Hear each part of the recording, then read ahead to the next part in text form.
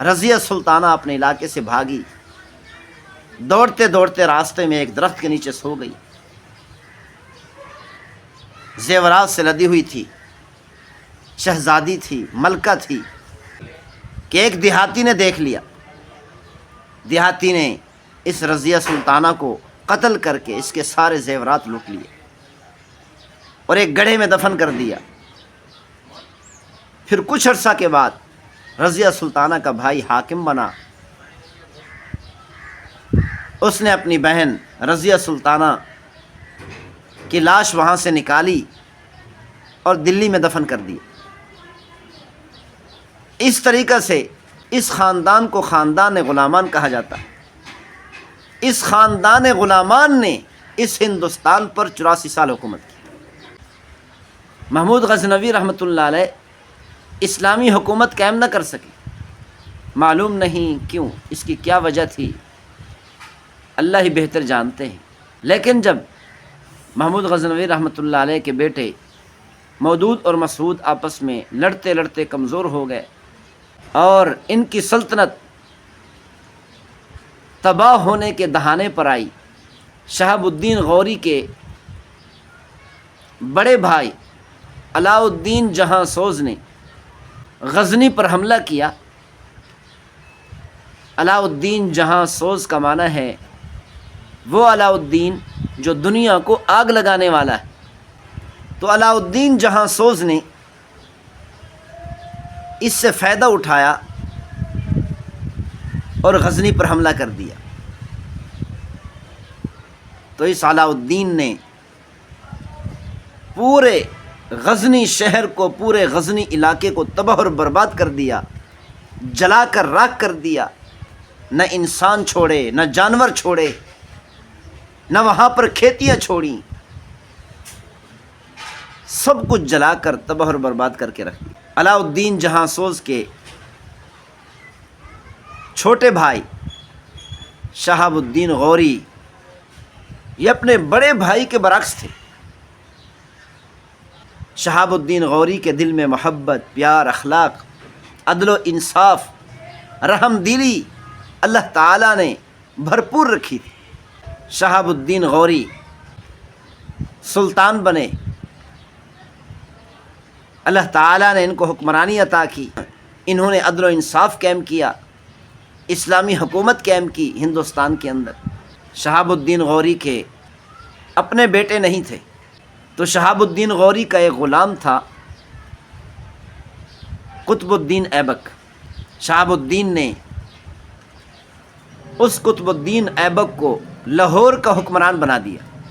پھر قطب الدین ایبک نے التمش نامی ایک شخص کو دلی کا حاکم بنایا، دلی کا وزیر بنایا، دلی کا گورنر بنایا، اور ناصر الدین کو قطب الدین ایبک نے ملتان کا گورنر بنا دیا۔ پھر یہ ناصر الدین بڑا بے وقوف انسان تھا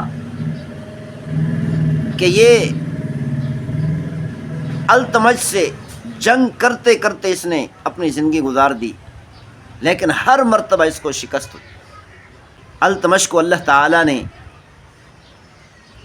بہت بڑی بہادری اور صلاحیت عطا کی تھی حکمرانی کی،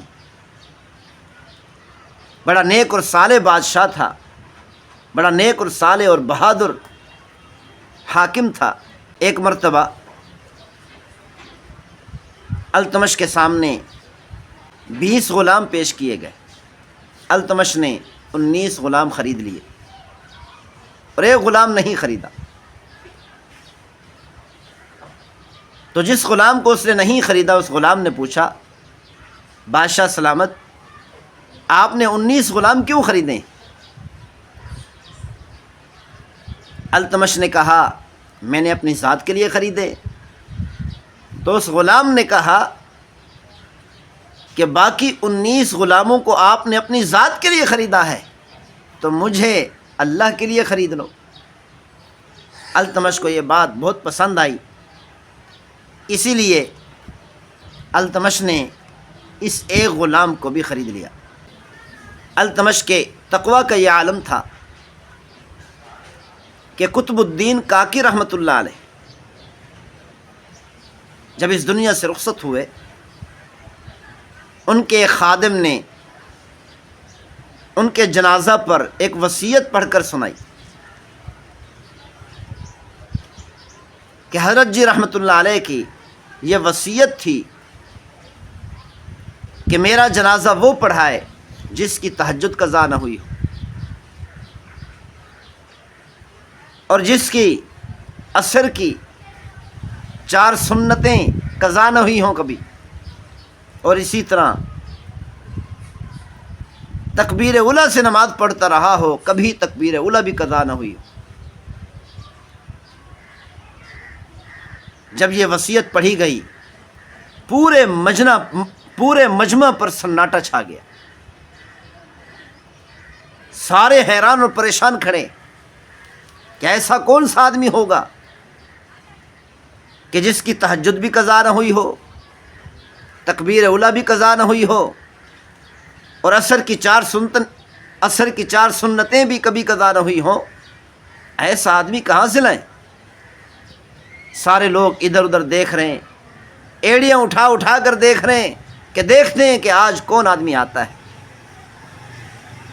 تھوڑی دیر کے بعد ایک آدمی اپنا منہ چھپاتے ہوئے اور روتے ہوئے مجمع سے باہر نکلا، اور یہ آدمی کوئی اور نہیں تھا، التمش نامی بادشاہ تھا، اور روتے ہوئے کہا کہ میرے شیخ نے دنیا سے جاتے ہوئے میرا راز فاش کر دیا۔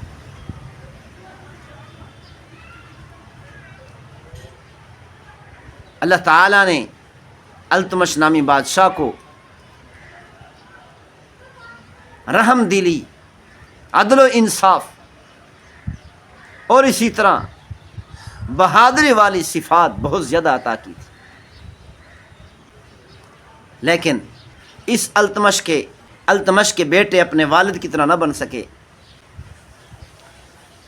التمش بادشاہ کے بیٹے اپنے والد کی طرح نہ بن سکے۔ التمش کی ایک بیٹی رضیہ سلطانہ تھی، بڑی مدبرہ تھی۔ اس بیٹی کو بھی اللہ تعالیٰ نے والد جیسی صلاحیتیں عطا کی تھیں۔ التمش نے اپنی بیٹی رضیہ کی شادی التونیہ نامی حاکم سے کی، لیکن بعد میں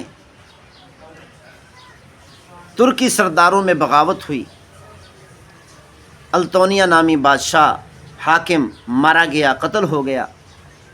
رضیہ سلطانہ اپنے علاقے سے بھاگی، دوڑتے دوڑتے راستے میں ایک درخت کے نیچے سو گئی،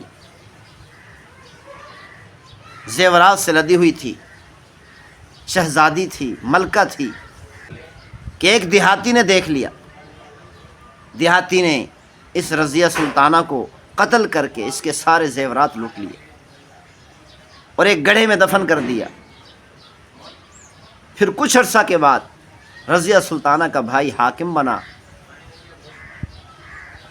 اس نے اپنی بہن رضیہ سلطانہ کی لاش وہاں سے نکالی اور دلی میں دفن کر دی۔